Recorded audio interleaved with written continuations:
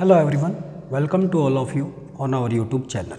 Dears, today we will start class 10th chemistry remaining portion. First topic is balanced chemical equation.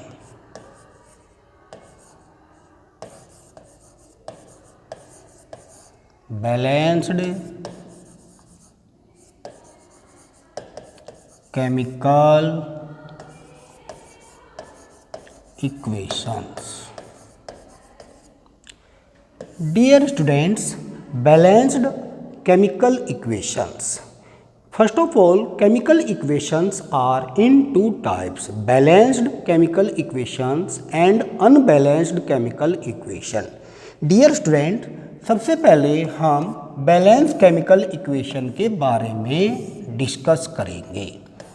Balance chemical equation वो equation होते हैं जिसमें arrow के both side that means reactant में और product में atoms होंगे, वो सब इक्वल होंगे। Balance chemical equations are those equations which have equal number of atoms in reactant side and product side. देखिएगा, यहाँ कार्बन का 1 एटम है और यहाँ भी कार्बन का 1 एटम है। So carbon is balance. Oxygen का यहाँ पर 1 एटम है और यहाँ पर ऑक्सीजन का 2 एटम है और यहाँ पर भी ऑक्सीजन का 2 एटम है। Both side carbon and oxygen की एटम की नंबर जो है बैलेंस है, इसीलिए हम यहाँ पे कह सकते हैं this is the balance chemical equation. अब देखिएगा, कैल्शियम ऑक्साइड कार्बन डाइऑक्साइड से रिएक्ट करता है तो कैल्शियम कार्बोनेट प्रोड्यूस करता है। So this is the balance chemical equation. यहाँ पर कार्बन का 1 कैल्शियम का 1 एटम है और यहाँ पर भी कैल्शियम का 1 एटम है। यहाँ पर कार्बन का 1 एटम है और यहाँ पर भी कार्बन का 1 एटम है। यहाँ पर ऑक्सीजन का 1 एटम ये है और 2 एटम ये हुआ, 3 एटम इधर भी ऑक्सीजन के 3 एटम है। So this is the balance chemical equation. Next second part, unbalanced chemical equation. Unbalanced chemical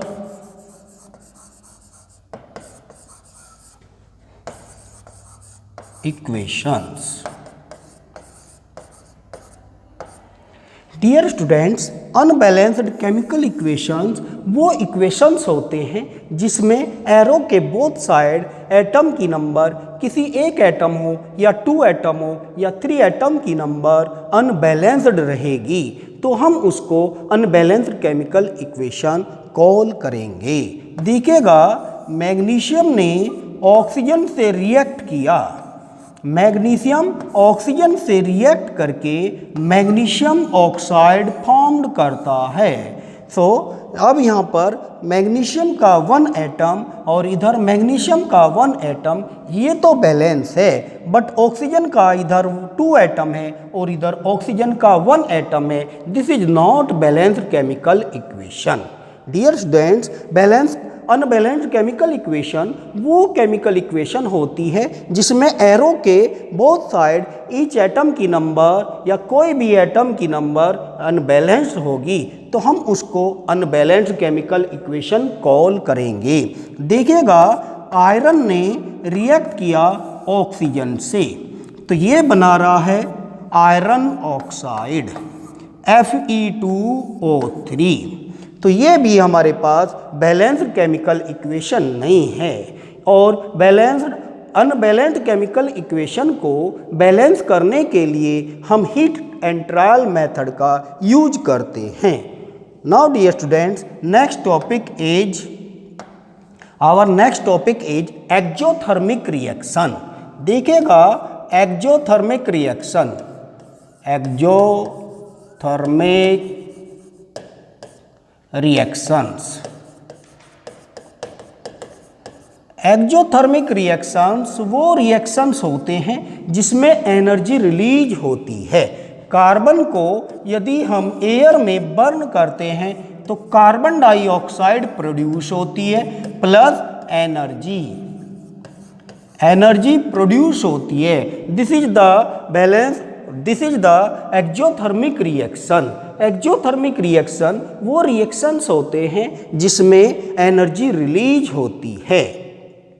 यहाँ पर एनर्जी का क्या हो रहा है, रिलीज हो रहा है। देखिएगा नेक्स्ट हमारे पास एंडोथर्मिक रिएक्शन। एंडोथर्मिक रिएक्शंस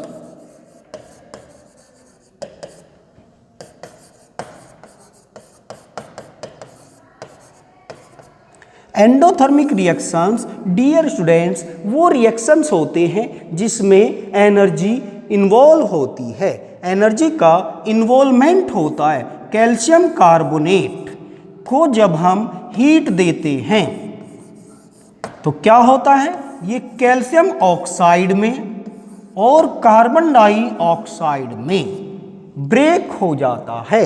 तो बिना ब्रेकिंग, बिना एनर्जी के ये रिएक्शन नहीं हो सकती है, इसीलिए ये एंडोथर्मिक रिएक्शन है। अब देखिए डियर स्टूडेंट्स, नेक्स्ट है हमारे पास फोटोसिंथेसिस।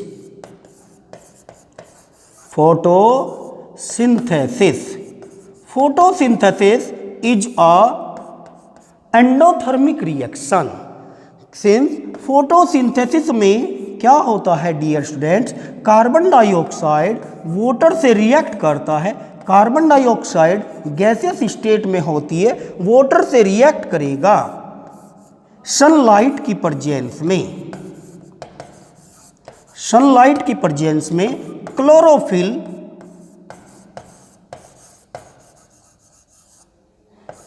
क्लोरोफिल किस में कन्वर्ट करेगा इसको, ये कन्वर्ट करता है glucose C6H12O6 plus oxygen produce होती है। यहाँ पर ये होगा गैस और ये बनेगा एक्वस सॉल्यूशन जो कि प्लांट्स में स्टेम में स्टोर हो जाता है। ये फोटोसिंथेसिस है। फोटोसिंथेसिस में प्लांट्स क्या करते हैं, कार्बन डाइऑक्साइड और वाटर से हमें सनलाइट की प्रेजेंस में क्लोरोफिल क्या प्रोड्यूस करता है, ग्लूकोज प्रोड्यूस करता है और ऑक्सीजन गैस भी हमको मिलती है, जिससे हम क्या करते हैं, ब्रीथिंग करते हैं और अच्छे से सर्वाइव करते हैं।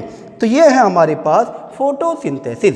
फोटोसिंथेसिस एक एंडोथर्मिक रिएक्शन है। कैसी रिएक्शन है, एंडोथर्मिक रिएक्शन है। क्यों डियर स्टूडेंट्स, क्योंकि ये विदाउट सनलाइट नहीं होता है। इसके लिए सनलाइट फोटॉन्स की आवश्यकता होती है, इसीलिए एनर्जी लेकर ही रिएक्शन होती है। अब देखिएगा डियर स्टूडेंट्स, हमारे पास आ रहा है नेक्स्ट हेडिंग है रेस्पिरेशन।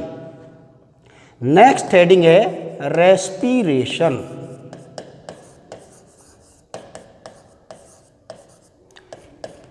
रेस्पिरेशन क्या होता है, रेस्पिरेशन डियर स्टूडेंट्स एक एक्जोथर्मिक रिएक्शन होती है जिसमें ग्लूकोज क्या होता है, ग्लूकोज ब्रेक डाउन होता है।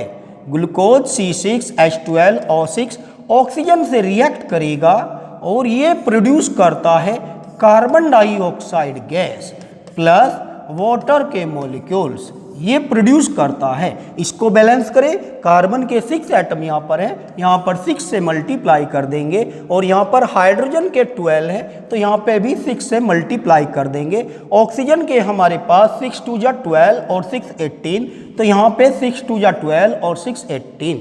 ये रिएक्शन, क्योंकि इस रिएक्शन में एनर्जी क्या हो रही है, रिलीज, इसमें एनर्जी का रिलीज होता है, इसलिए रेस्पिरेशन एक एक्जोथर्मिक रिएक्शन है। डियर स्टूडेंट्स, रेस्पिरेशन एक एक्जोथर्मिक रिएक्शन होता है क्योंकि ग्लूकोज ऑक्सीजन से रिएक्ट करके कार्बन डाइऑक्साइड और वाटर को प्रोड्यूस करता है आवर बॉडी के अंदर, हमारी बॉडी में। Dear students, next topic is हमारा है कोरोजन। कोरोजन क्या होता है डियर स्टूडेंट्स, कोरोजन एक स्लो प्रोसेस होता है जिसमें मेटल आयरन हो, आयरन क्या करता है, ऑक्सीजन से रिएक्ट करेगा और ये रिएक्ट जो होगा ये ऑक्सीजन वाटर की प्रेजेंस में, मॉइस्चर की प्रेजेंस में होगा और ये बनाएगा Fe2O3 इंटू XH2O। ये कोरोजन कॉल किया जाता है जिसको हम रस्टिंग भी कॉल कर सकते हैं। कोरोजन एक ऐसा प्रोसेस होता है जिसमें मेटल्स और आयरन ले लीजिए, आयरन ऑक्सीजन से रिएक्ट करेगा इन प्रेजेंस मॉइस्चर, मॉइस्चर की प्रेजेंस में ये बनाएगा आयरन का ऑक्साइड और इसके पास में वाटर के X मॉलिक्यूल्स रहेंगे। इसको हम रस्ट भी कह सकते हैं। ये रस्ट हो जाता है इसकी प्रेजेंस में, या इसके द्वारा क्या होता है कि जो हमारे पास आयरन होता है उसमें वीकनेस आती है, वीकनेस हो जाता है। डियर स्टूडेंट्स, अब हमारे पास इस इक्वेशन को बैलेंस करें, तो इसको बैलेंस करने के लिए यहाँ पे हमें 3 से मल्टीप्लाई करना होगा और ये 3 तो यहाँ पे 2 से मल्टीप्लाई करना होगा और ये ऐसे, और यहाँ पे हमें 2 2 जा 4 से मल्टीप्लाई करना होगा। This is the balance equation of corrosion और रस्टिंग।